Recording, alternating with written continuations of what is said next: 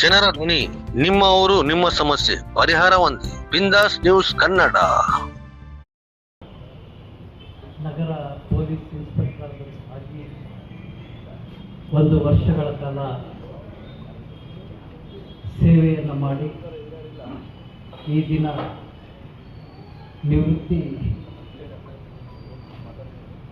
ಹೊಂದುತ್ತಿರುವ RF ದೇಸಾಯಿ ಅವರಿಗೆ ಇಲಾಖೆಯ ವತಿಯಿಂದ ಬೀಳ್ಕೊಡುಗೆ ಸಮಾರಂಭದ ಅಧ್ಯಕ್ಷತೆಯನ್ನು ವಹಿಸಿರ್ತಕ್ಕಂಥ ನಮ್ಮ DYSP ಅವರಾದಂಥ ಬಸವರಾಜಪ್ಪನವರೇ, ಮುಖ್ಯ ಅತಿಥಿಗಳಾಗಿ ಆಗಮಿಸಿರ್ತಕ್ಕಂಥ ಸುರೇಶ್ ಹೆಗಡೆ ಅವರೇ, ಅದೇ ರೀತಿ RF ದೇಸಾಯಿ ಅವರ ಶ್ರೀಮತಿಯವರೇ, ಇನ್ನೊಬ್ಬ ಸರ್ಕಲ್ ಇನ್ಸ್ಪೆಕ್ಟರ್ ಆದಂಥ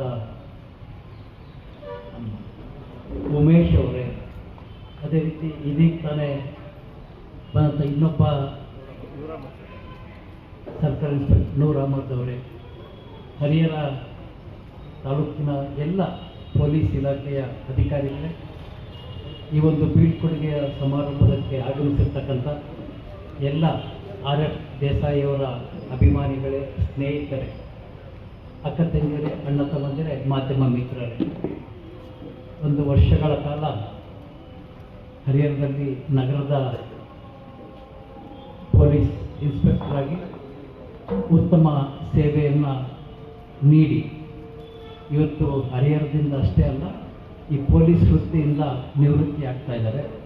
ಮೊದಲನೇದಾಗಿ ಆ ಭಗವಂತ ಹರಿಹರೇಶ್ವರ ದೇಸಾಯಿ ಅವರು ಮತ್ತು ಅವರ ಕುಟುಂಬಕ್ಕೆ ಒಳ್ಳೆಯದನ್ನು ಮಾಡಲಿ ಅಂತೇಳಿ ದೇವರಲ್ಲಿ ಪ್ರಾರ್ಥನೆ ಮಾಡ್ತೀನಿ. ಊರಮ್ಮನ ಆಶೀರ್ವಾದ ಕೂಡ ಇರಲಿ. ದೇಸಾಯಿ ಅವರಿಗೆ ನಾಡ್ಬಂಡ್ ಶಾ ದರ್ಗಾದ ಗುರುಗಳ ಆಶೀರ್ವಾದನೂ ಇರಲಿ. ನಿಮ್ಮೆಲ್ಲರ ಶುಭ ಹಾರೈಕೆ ಕೂಡ ಇರಲಿ ಅಂತೇಳಿ ಆಶಿಸುತ್ತಾ, ದೇಸಾಯಿ ಅವರು ಕೆಲವೊಂದು ಮಾರ್ಪಾಡುಗಳನ್ನು ಮಾಡಲಿಕ್ಕೆ ಬಹಳ ಪ್ರಯತ್ನ ಪಟ್ಟಂಥವ್ರು. ಆದರೆ ನಾವು ಹರಿಹರ ಜನ ಒಂದು ರೀತಿ ಹಳೆಯ ಸ್ಟೈಲಲ್ಲೇ ಇದ್ದೀವಿ. ಹೊಸ ಕಾನೂನಿಗೆ ಬೇಗ ಹೊಂದ್ಕೊಳ್ಳೋದಿಲ್ಲ. ನಾವು ನೋಡಿದ್ರು ಒಂದು 3-4 ತಿಂಗಳು ಇದು ಹರಿಹರದವ್ರು ಏನು ಮಾಡಿದ್ರು ಮತ್ತು ಇಷ್ಟೇ ಅಂತೇಳಿ ನಾನಿನ್ನೊಂದು 5-6 ತಿಂಗಳ ರಿಟೈರ್ಡ್ ಆಗ್ತೀನಿ ಬಿಡಪ್ಪ ಅಂತ ಅವರು ತಮ್ಮ ವಿಚಾರದಿಂದ ಸ್ವಲ್ಪ ದೂರ ಸರಿದ್ರು ಅಂತ ನಾನು ಭಾವಿಸಿದ್ದೇನೆ. ಇನ್ನೂ ಹರಿಹರದ ನಗರದ ವಿಚಾರವಾಗಿ ಪೊಲೀಸ್ ಇಲಾಖೆಯವರು ಭಾಳಷ್ಟು ಬದಲಾವಣೆಯನ್ನು ತರ್ತಕ್ಕಂಥ ಅವಶ್ಯಕತೆ ಇದೆ. ಅದರಲ್ಲೂ ಟ್ರಾಫಿಕ್ ಇದು, ಆಮೇಲೆ ರಸ್ತೆ ಬದಿಯ ಅಂಗಡಿಗಳಿಗೆ ಒಂದು ವ್ಯವಸ್ಥೆಯನ್ನು ಮಾಡ್ತಕ್ಕಂಥದ್ದು, ಅದರ ಜೊತೆ ಮಾರ್ಕೆಟಿನ ವಿಚಾರ, ಇವೆಲ್ಲವೂ ಇನ್ನೊಂದು 2 ತಿಂಗಳಲ್ಲಿ ಸಮಸ್ಯೆ ಪ್ರಾರಂಭ ಆಗ್ತದೆ.